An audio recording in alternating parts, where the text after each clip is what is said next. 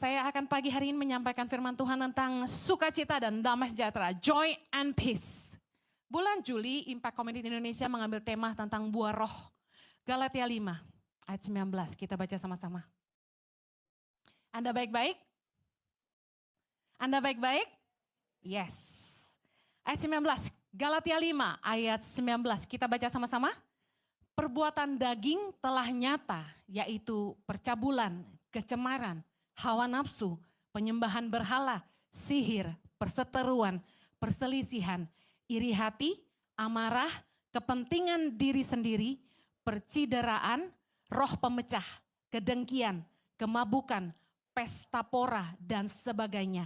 Terhadap semuanya itu kuperingatkan kamu seperti yang telah kubuat dahulu, bahwa barang siapa melakukan hal-hal yang demikian, ia tidak akan mendapat bagian dalam kerajaan Allah. Ayat 22. Tetapi buah roh ialah kasih, sukacita, damai sejahtera, kesabaran, kemurahan, kebaikan, kesetiaan, kelemah lembutan, penguasaan diri. Tidak ada hukum yang menentang hal-hal itu. Lawan dari buah roh adalah perbuatan daging. Di ayat 19 sampai 21 dengan sangat jelas dituliskan oleh Rasul Paulus tentang perbuatan-perbuatan daging. Kemudian dalam ayat 22 sampai 23 buah roh. Dan kita bisa lihat bahwa kalau kita hidup dalam perbuatan daging, maka buah roh tidak akan lahir dari hidup kita. Yang mengerti katakan amin. Rasul Paulus menuliskan ini secara kontradiksi di atas dan di bawah. Mari periksa apakah ada yang kita masih lakukan dalam perbuatan daging dan apakah buah roh nyata dalam hidup kita. Salah satu dari buah roh adalah sukacita dan damai sejahtera. Itu yang saya akan menjadi fokus kita pagi hari ini. Ketika kita keluar dari kebenaran firman dan kasih, maka kita akan merasakan bahwa kita hilang sukacita dan hilang damai sejahtera.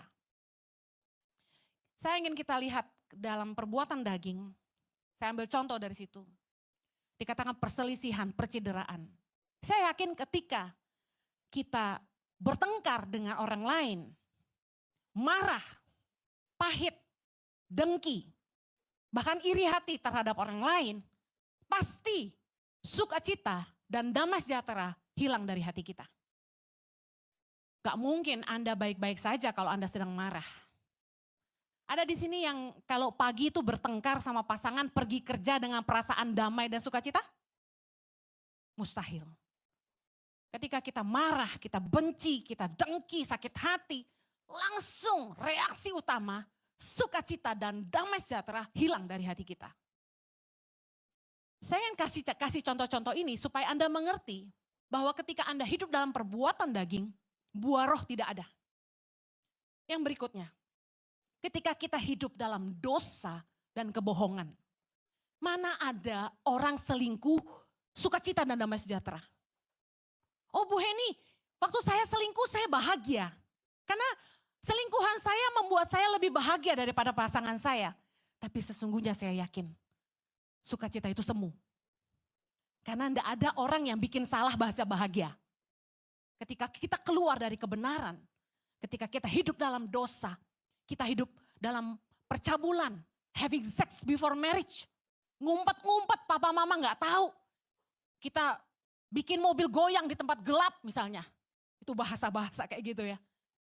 Saya yakin Anda bahagia sementara semu banget. Bohong bahagianya. Saya yakin ketika kita hidup dalam dosa, immediately sukacita dan damai sejahtera hilang dari hati kita. Dosa dan kebohongan. Kita bohong sama orang tua, bohong sama pasangan, bohong sama atasan. Pasti sukacita dan damai sejahtera hilang dari hati kita.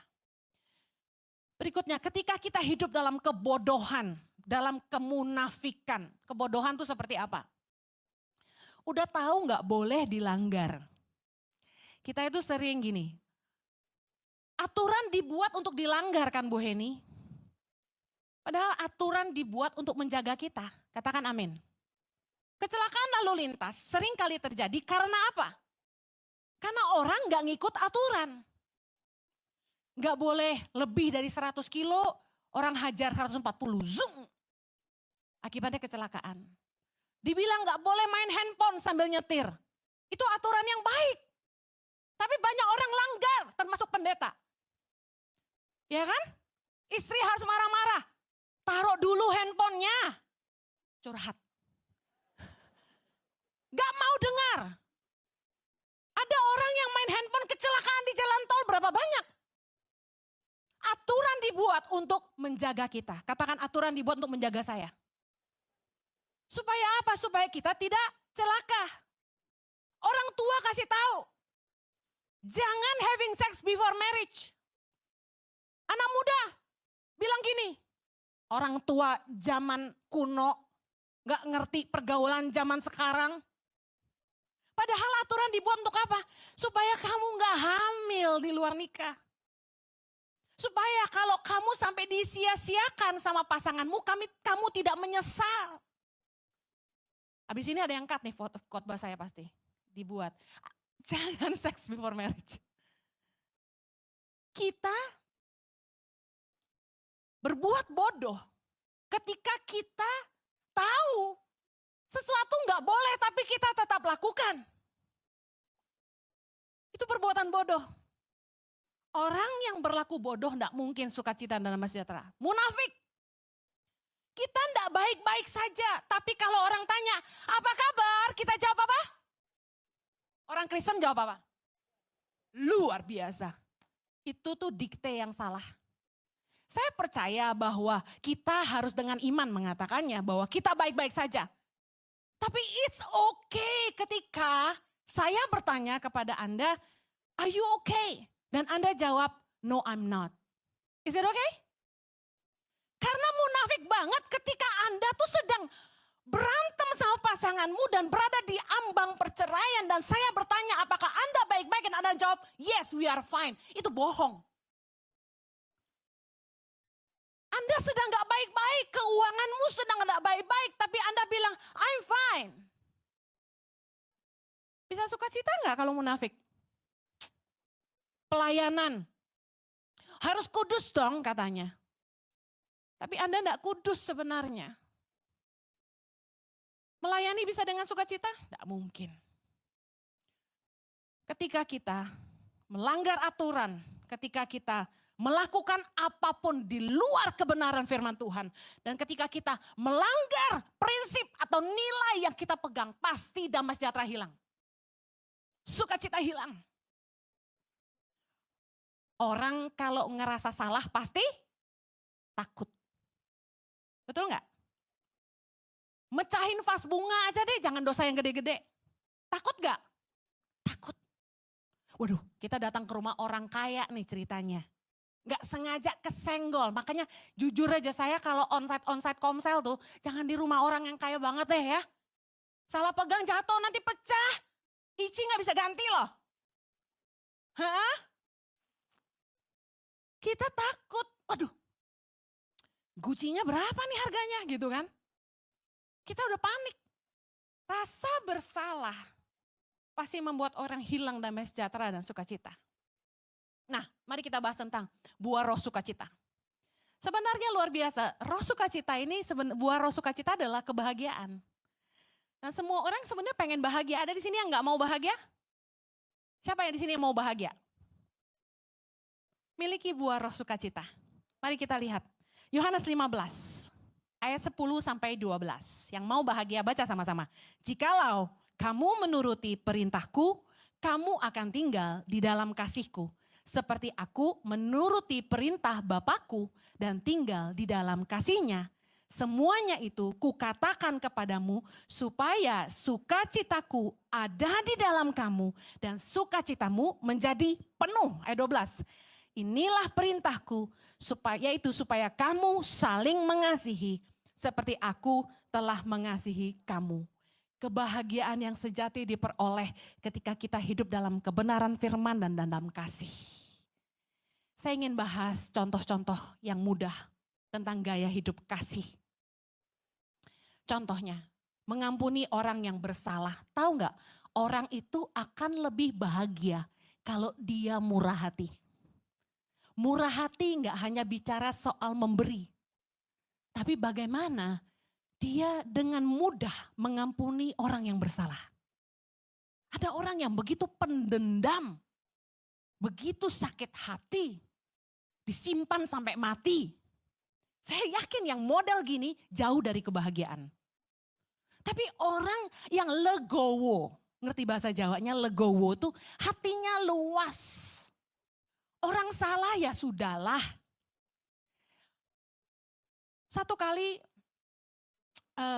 saya lupa siapa yang pecahin vas di rumah ya. Ini kejadian vas bunga lagi. Tapi orang itu enggak ngaku. Gitu. Ya, enggak ada yang ngaku kalau salah ya kan biasanya ya kan. Di gereja ada yang enggak sengaja itu ngerusak LED yang berdiri itu loh. Mati, ditanya siapapun enggak ada yang ngaku. Nah, saya enggak pernah cari itu siapa yang buat. Kenapa? Kesana punya prinsip begini. Orang tuh kalau sudah salah, perasaan bersalah tuh sudah menyiksa dia.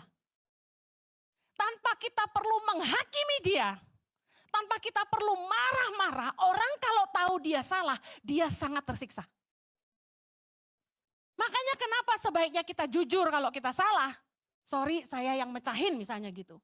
Karena itu untuk dia sendiri. Dia merasa lega, udah ngaku, benar gak? Urusan mau dimarahin, urusan mau dimaki-maki, ya kalau suruh ganti gak ada uang juga kita gak bisa paksa ganti kan. Lawang itu donasi kok, jemaat pengerja yang ngasih. Tapi saya gak pernah cari tahu siapa sih yang mecahin vas itu, siapa sih yang mecahin TV, sudahlah. Kenapa? Hidup akan lebih bahagia kalau kita tuh gak simpan-simpan sakit hati. Rugi sendiri. Ketika orang menyakiti kita, kita punya dua pilihan. Mau simpan sakit hati atau mengampuni. Saya kasih tahu. Waktu orang nyakitin Anda, ibaratnya tuh, Anda sedang diberikan secangkir racun. Anda mau minum nggak racun itu? Itu pilihan Anda. Kalau Anda minum, Anda mati. Jangan diambil. Pilihlah untuk selalu mengampuni. Gaya hidup kasih, Yesus mengajarkan dalam Lukas 6. Judul perikopnya, kasihilah musuhmu. Ayat 27. Tetapi kepada kamu yang mendengarkan aku berkata, kasihilah musuhmu, berbuatlah baik kepada orang yang membenci kamu, mintalah berkat bagi orang yang mengutuk kamu, berdoalah bagi orang yang mencaci kamu. Saya mau kasih tahu, mengampuni itu enggak mudah, saya tahu. Ketika orang begitu menyakiti kita, sebutlah pasangan, itu nomor 1. Kedua, mertua. Nomor 3, anak. 4, sahabat. 5, orang kepercayaan. Nah ini kelompok orang-orang yang paling nyakitin kalau kita disakiti ya. Ngerti ya maksud saya ya. Kalau orang di luar sana nyakitin kita mau EGP. Saya pernah ngalami salah satu yang terparah dari 5 ini. Saya nggak mau sebut karena nanti jadi bumerang buat saya. Tapi yang saya lakukan, saya belajar lakukan firman Tuhan. Kasihilah musuhmu. Lah dia bukan musuh saya tapi dia menjadikan dirinya musuh. Bukan suamiku loh ya, suamiku mah baik sekali. Nah, saya belajar lakukan firman Tuhan. Berbuatlah baik kepada orang yang membenci kamu. Saya tuh heran gitu. Kenapa dia benci sama saya? Saya salah apa gitu? Apa muka saya ini mengundang kebencian? Begitu lihat gue sebel gitu. Tapi saya lakukan firman Tuhan. Saya kasihi dia. Saya berbuat baik sama dia. Bertahun-tahun tak terjumlahkan.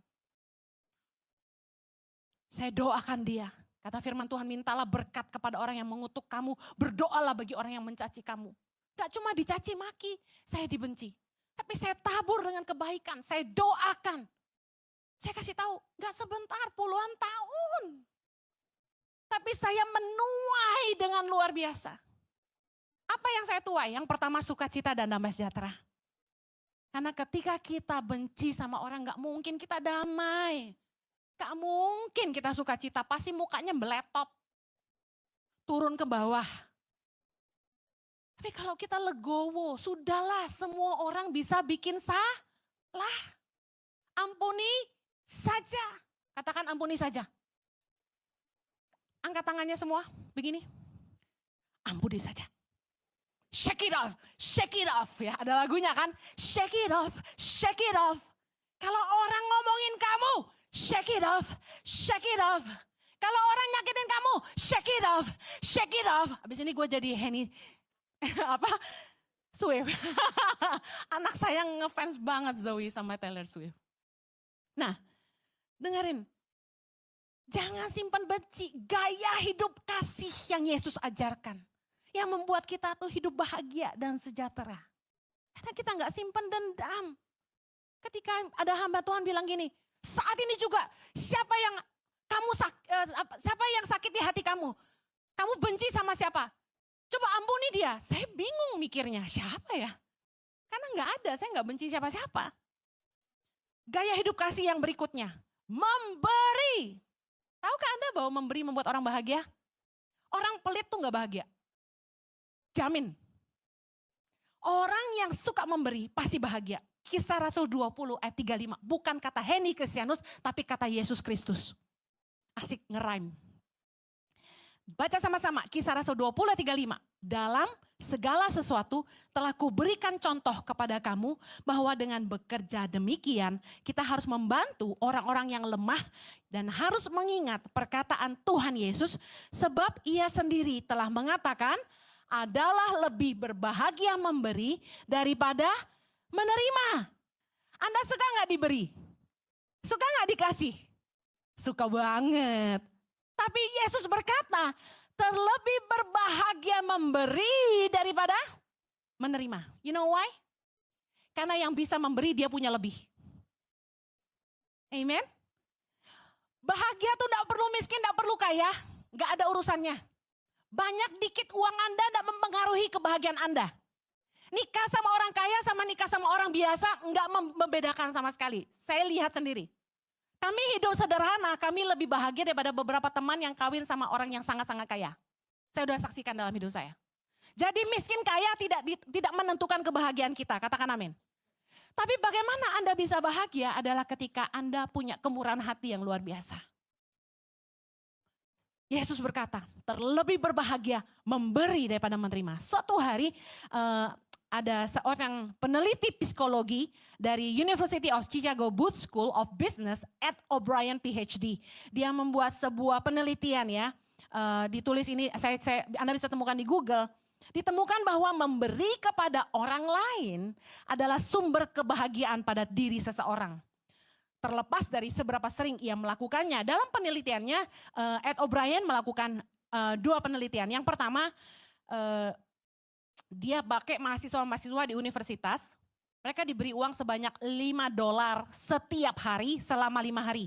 $5, $5, $5, $5. Dan mereka diberi kebebasan untuk menggunakan uang itu untuk apa? Boleh untuk diri sendiri, bisa untuk orang lain. Nah, ditemukan bahwa partisipan yang menghabiskan uangnya untuk orang lain melaporkan bahwa dirinya jauh lebih bahagia dibandingkan mereka yang menghabiskan uangnya untuk diri sendiri. Dikatakan gini, waktu uang itu dipakai buat dirinya sendiri, bahagianya senangnya sebentar doang. Tapi waktu dia kasih itu buat orang lain, happy-nya lama gitu. Kayak seneng banget gitu, happy. Nah, kebahagiaan dikatakan gini, kebahagiaan kelihatannya menetap pada mereka yang memberikan uangnya kepada orang lain. Bayangin, kebahagiaan itu bisa kayak percikan api, ya, cuma sebentar. Tapi kebahagiaan yang menetap itu di dalam. It stays in you. Rasanya senang, happy. Saya punya hobi itu bagi-bagi hadiah. Hobi. Jadi kalau saya traveling kemana-mana, saya selalu beli oleh-oleh. Not just because I love the people I give, tapi karena saya menikmatinya. Menjadi kayak satu kebahagiaan sendiri. Saya packing sendiri satu-satu by name. Dalam eksperimen kedua, O'Brien melakukan penelitian dengan mengangkat 502 partisipan. mereka dikasih kayak hadiah main puzzle, word puzzle selama 10 kali. Nah kalau menang dikasih 5 sen, dikit banget ya. Nah tapi uang yang mereka terima itu sekali lagi boleh didonasikan, boleh dipakai untuk diri sendiri. Nah ternyata pemenang yang menyimpan uangnya untuk diri sendiri merasa kebahagiaannya lebih cepat sirna dibandingkan mereka yang mendonasikan uangnya untuk orang lain. Keren ya, kok bisa gitu ya? Dunia loh ini yang nulis. Bayangin ini tuh bukan dari firman aja. Yesus itu ngomong terlebih berbahagia memberi daripada menerima. Itu sebuah kebenaran. Ada kebahagiaan yang membuat kita punya hormon-hormon di sel-sel otak kita ini membuat kita lebih happy, lebih sehat gitu. Dan secara penelitian dunia dibuktikan, bukankah luar biasa? Memberi menjadi sumber kebahagiaan. Jadi kalau Anda ingin bahagia, lakukan firman Tuhan. Hiduplah dalam kasih. Mari suka mengampuni dan mari suka memberi.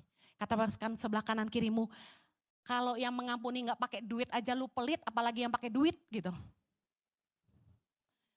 Oke, yang berikutnya, buah roh damai sejahtera. Damai sejahtera. Tahukah Anda untuk rest atau rasa aman ketika kita bisa tinggal dalam damai sejahtera itu adalah berkat Tuhan yang luar biasa. Mazmur 127 ayat yang kedua. Dikatakan sia-sialah kamu bangun pagi-pagi dan duduk-duduk sampai jauh malam dan makan roti yang diperoleh dengan susah payah sebab ia memberikannya kepada yang dicintainya pada waktu tidur. Ini minta maaf sekali terjemahan bahasa Indonesia salah. Mari kita lihat. Terjemahan yang sebenarnya saya ambil dari dua versi dalam bahasa Inggris supaya membuktikan bahwa ini benar. It is vain for you to rise up early, to sit up late, to eat the bread of sorrows, for so he give his beloved sleep. Dalam NIV dikatakan, in vain you rise early and stay up late, toiling for food to eat, for he grants sleep to those he love. Apa artinya? Dia mengaruniakan tidur kepada yang dikasihinya. Kata tidur di sini adalah rest. Bahwa Anda tinggal dalam damai sejahtera. Banyak orang yang stres hidupnya. Selalu ngerasa susah. Gak bisa tidur. Selalu orang yang stres gak bisa tidur. Sedangkan Tuhan memberikan rest, sleep kepada orang yang dikasihinya. Kalau Anda mengalami kesulitan tidur, yang Anda perlu lakukan adalah belajar mengasihi Tuhan. Bagaimana Anda belajar mengasihi Tuhan? Dengan melakukan firman Tuhan. Dengan melakukan firman Anda tinggal dalam kasih-Nya Tuhan. Nah, rest atau damai sejahtera bukanlah karena orang-orang itu hidup tanpa masalah. Tapi mereka bisa tidur nyenyak meskipun masalah banyak. Saya punya tanggungan dalam tanda kutip cukup banyak.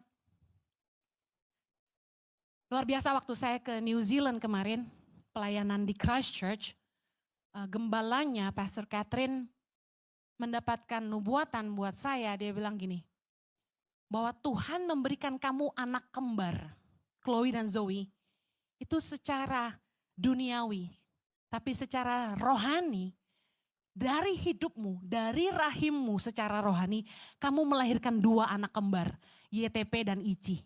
Tangan Pengharapan dan Impact Community Indonesia. Saya kaget dengarnya, wow. Dan tahukah Anda bahwa memiliki dua pelayanan yang cukup besar menurut saya, tidak mudah. Pasti banyak beban, banyak masalah, banyak staf-staf yang WA dengan berbagai urusan. Dan makanya minta maaf sekali kalau ada yang tersinggung saya nggak balas WA-nya. Panggil gini, Bu Heni, saya nggak nyaut. Lebih banyak yang mesti gue jawab yang lebih penting daripada sekedar apa kabar.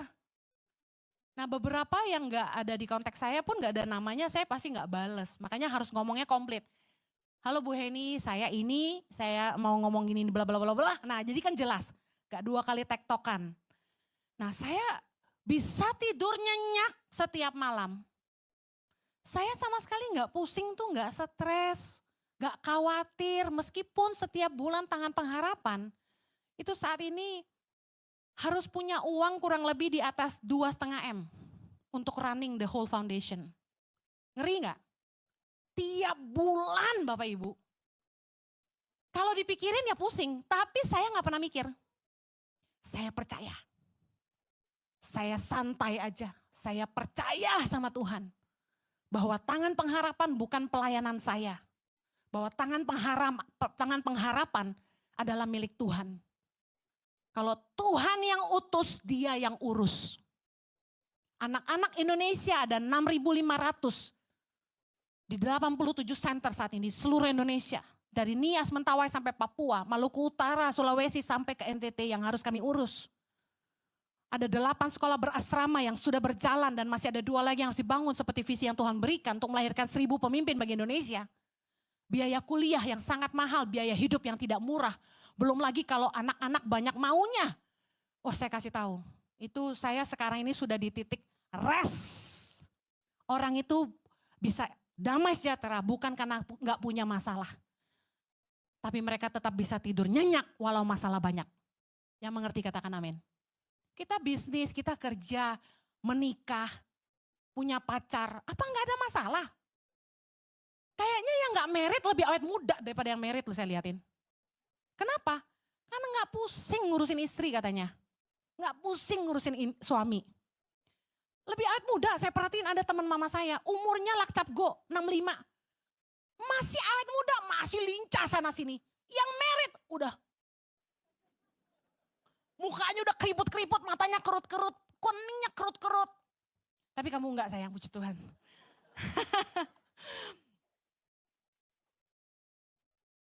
Saya perhatikan, orang itu bisa stres bukan karena dia banyak duit atau dia kurang duit. Sekali lagi, damai sejahtera itu berkat dari Allah. Ada yang miskin, biar gak ada duit tapi bisa tidur nyenyak. Buat dia makan jagung, makan ubi itu nikmat. Kita yang dari kota ke pedalaman kayaknya sedih lihat mereka. Aduh kasihan, rumahnya dari gubuk, tidurnya di bilik bambu. Aduh kasihan makannya nasi sama garam doang.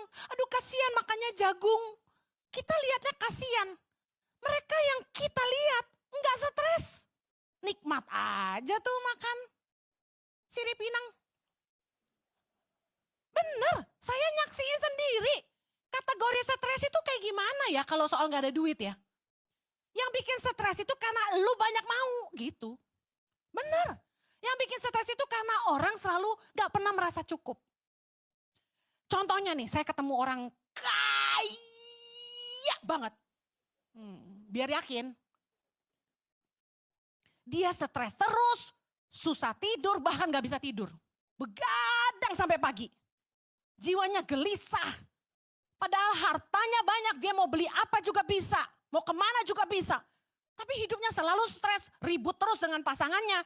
Kasar omongannya, totally not happy. Gak bahagia, gak ada sukacita, gak ada rasa sejahtera. Anda bilang kekayaan membuat Anda bahagia? Belum tentu. Saya ketemu yang kayak gini. Saya pelajari, kenapa ya? Kok dia gak bisa tidur ya? Padahal ranjangnya gue percaya tuh, King Coil lewat. Ternyata saya lihat gini, dia gak pernah ngucap syukur. Meskipun hartanya banyak sampai 3 turunan, dia gak merasa cukup.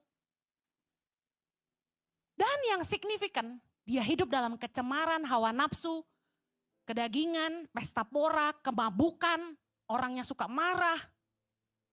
Ini yang bikin dia gak punya damai sejahtera dan sukacita. Apa yang membuat kita hidup tuh gak punya sukacita dan damai sejahtera? Mari periksa hidup kita hari ini. Apakah kita masih hidup dalam perbuatan daging? Galatia 5, 19-21. Percabulan, kecemaran, hawa nafsu. Coba lihat satu-satu, masih hidupin gak itu? Penyembahan berhala, sihir, perseteruan, perselisihan, iri hati, amarah, kepentingan diri sendiri, percideraan, roh pemecah, kedengkian, kemabukan dan pesta pora. Anda kalau ngiri terus sama iparmu, ngiri terus sama saudara, Anda gak akan bahagia, gak akan damai sejahtera. Perselisihan, iri hati, amarah, kedengkian, udah pasti bikin damai sejahtera hilang. Amen. Jangan suka ngiri sama orang. Mari Lakukan firman Tuhan, menangislah bersama dengan orang yang menangis, bersukacitalah bersama dengan orang yang bersukacita. Jangan sampai orang bahagia, kita marah. Orang diberkati, kita iri hati. Kalau kakak adik kita lebih kaya dari kita, so what? Ikutlah bahagia dengan mereka.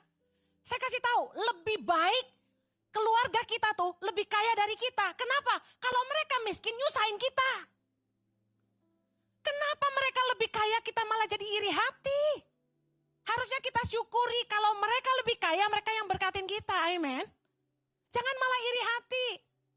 Gak perlu branded, gak perlulah hidup dikejar-kejar sama keinginan-keinginan akan merek-merek dunia. Gak penting. Katakan gak penting. Karena yang gak penting ini yang bikin kita suka iri hati sama orang. Benar gak? Mobilnya baru lagi. S-Class. Volvo. Audi. Apa sih AO aja lu. Udah deh. Percayalah kalau Anda tuh gak ngiri sama orang. Anda ikut sukacita dia diberkati. Anda bahagia. Orang suka ngomongin hamba Tuhan lain di depan saya. Pengen lihat reaksi saya. Saya bilang apa? Saya jawab gini. Saya percaya Tuhan memakai semua orang dengan cara yang berbeda untuk menyelamatkan manusia. Kan selera manusia beda-beda. Anda puji Tuhan senang sama saya. Tapi banyak yang sebel sama saya. Lebih dikit sih yang sebel puji Tuhan. Ayo jangan lagi hidup dalam perbuatan daging. Supaya Anda tuh punya damai sejahtera dan sukacita. Jangan suka ngelanggar aturan. Jangan ngelanggar firman Tuhan. Jangan melanggar nilai-nilai yang Anda pegang. Berintegritaslah di dunia kerja. Berintegritaslah dalam apapun yang Anda kerjakan. Kalau Anda mencuri yang bukan bagian Anda, pasti Anda gak punya damai sejahtera. Boro-boro sukacita. Amin. Galatia 5 ayat 24 berkata, barang siapa menjadi milik Kristus Yesus, ia telah menyalibkan daging dengan segala hawa nafsu dan keinginannya. Kunci untuk Anda hidup dalam buah roh adalah belajar menyalibkan daging dengan segala hawa nafsu dan keinginannya. Saya ingin akhiri dengan ini, Roma 8 ayat 5. Sebab mereka yang hidup menurut daging memikirkan hal-hal yang dari daging. Mereka yang hidup menurut roh memikirkan hal-hal yang dari roh. Keinginan daging, hawa nafsu itu selalu bikin kita fokus sama hal-hal duniawi. Keinginan kita yang gak ada habisnya pasti gak akan membuat kita bahagia. Kemudian saya mau lanjutkan Roma 8 ayat 6. Karena keinginan daging adalah maut. Tetapi keinginan roh adalah hidup dan damai sejahtera. Mari hiduplah dipimpin roh. Jangan dipimpin daging. Tahu gak kenapa saya sejahtera menjalani tangan pengharapan yang sebenarnya harusnya bikin stres? Karena saya percaya saya telah mendengar dari Tuhan. Pewahyuan yang begitu nyata dari Tuhan. Penyertaannya yang begitu hebat. Membuat saya tenang. Karena saya tahu ini bukan dari saya, ini dari Tuhan. Tapi kalau kita lakukan segala sesuatu keluar dari ambisi dan keinginan diri sendiri, pasti kita stres. Amen. Wah, kok gak cukup nih? Coba periksa lagi. Apakah yang Anda lakukan dari Tuhan atau bukan? Kolose 3 ayat 15, hendaklah damai sejahtera Kristus memerintah dalam hatimu. Karena untuk itulah kamu telah dipanggil menjadi satu tubuh. Dan bersyukurlah. Yang mau penuh damai sejahtera dan sukacita, mari belajar bersyukur sama-sama. Haleluya, mari kita berdoa. Bapa di sorga, biarlah sukacitamu dan damai sejahteramu memerintah dalam hati kami. Biarlah kedua buah roh ini ada di dalam kami, menetap di dalam kami. Kami hidup dalam damai sejahtera, kami hidup dalam sukacita. Terima kasih Tuhan, kami terima berkat-Mu. Semua yang menerima sama-sama kita katakan, Amen. Have a blessed Sunday. I love you so much. God bless you.